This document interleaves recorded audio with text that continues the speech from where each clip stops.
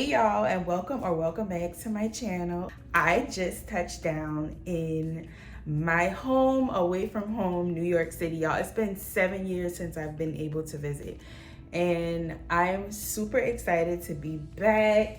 Yesterday marked the 10-year anniversary of my Dare to Live Your Dreams book, and let's just say I'm in a new era of daring to live my dreams. My plan for the next couple of days is literally just to walk the streets of New York, get refueled, get re-energized. I have a photo shoot tomorrow with a photographer that I have been dying to take pictures with. I plan to get here early in the day so that I could have a full day today and a full day tomorrow. So I guess I'll pick y'all back up when I'm doing something, because right now I'm not doing anything. Over 15 years ago, I left for New York City with nothing but a feeling. I had dropped out of college. I was on my mom's couch trying to figure out what was next. And I just knew there was more. I couldn't name it. I just knew more didn't live where I was. So I packed up and I went. In New York, she received me. I interned at BET Networks. New York exposed me to rooms and experiences I didn't even know existed. And without realizing it, they were laying the foundation for how big I would eventually dare to dream. I built a brand, an identity, a whole life out here. And I thought, this is it. This is who I'm supposed to be. Hey y'all, so we are in Madison Square Park, and I sat down to take a break because I am tired. I've been walking now for hours. So I'm just kind of sitting here, catching the breeze, catching the break. I think I'm gonna go over to that Shake Shack and grab something to eat before I head back to my room. New York has a way of making you feel like you belong, even if you've never stepped foot on the pavement here, or if you're like me and have been gone for years. I don't really know why I felt the pull to visit the city now, but I just knew something was calling me here again after all this time.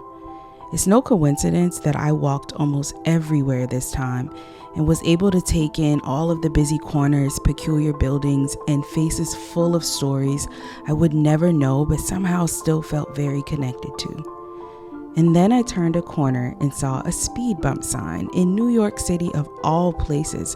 The city that never slows down was telling me something. Slow down. And suddenly it hit me. I didn't come back here to find something new. I came to slow down long enough to see just how far I had actually come, to realize that more of my dreams had come true than I had ever stopped to really acknowledge. The creative rut I was in and the lack of motivation I had felt about my craft for quite some time, suddenly it felt like fresh wind had come over me. And now, without realizing the power I still had to continue making a difference in the world, I was ready to turn the page and step boldly into the next chapter of everything I had already built. I just needed a reminder. Good morning, y'all. Happy Saturday.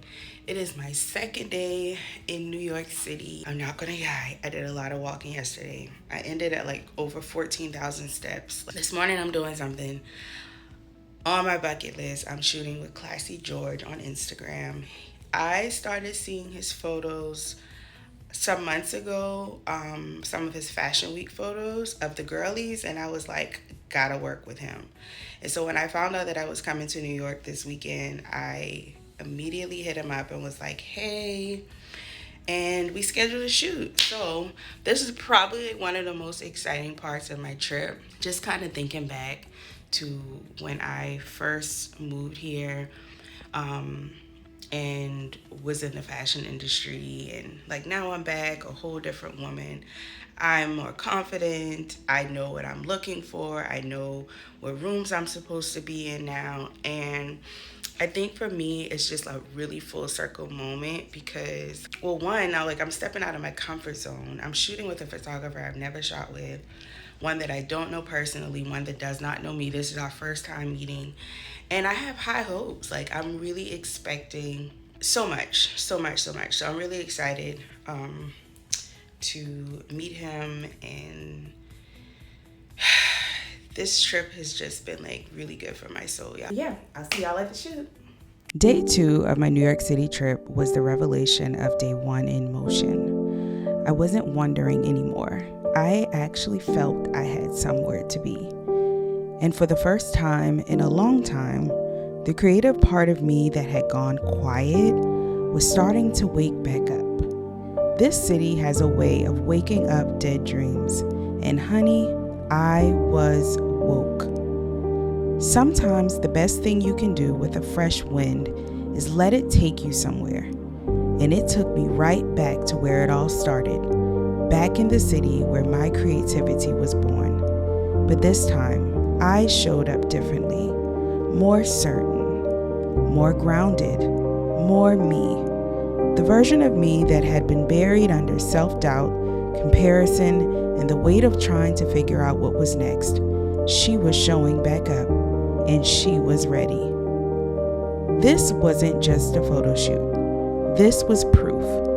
Proof that the woman who left this city all those years ago had not only survived, she had evolved. This was her creative resurrection, and New York was the witness. I just got back to my hotel room.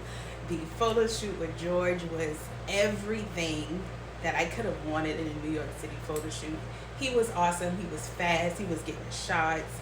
He made sure I got the shots that I wanted. And this just makes my trip to New York feel complete. I came here for the photo shoot, of course, but I came here more so to really hit the reset button because New York is where my dreams started. So to be back here in a new life as a new woman, I am so ready to go back home and keep the momentum up, to go back home and I really remember who I am now. Like, you know how sometimes you just need that reminder? This trip for me was a reminder of who I am. Literally, who God created me to be. I'm smart, I'm beautiful, I'm creative, I'm well connected, and I just had to come here for God to speak to me in that way and for him to show me, like, I created you for this. And don't let anything or where you live now stop you from where I'm taking you. In my last hours in the city, I felt something I hadn't felt in a very long time. I felt alive, inspired by everything, even the smallest things. It's funny how I came here feeling like life's detours had put me behind schedule. But standing here now, I realize that the long way home before and after New York City is exactly what made and still makes me. It's what makes my story worth telling. And if you're watching this from the middle of your own detour, your own pivot, your own season of feeling behind, I just want you to know that nothing about where you are right now is wasted. The long way home, wherever that is for you, is still the way home. This is my love letter to the city that always reminds me of who I am. And I hope somewhere in this short story, it has reminded you too that it is never too late to dare to live your dreams.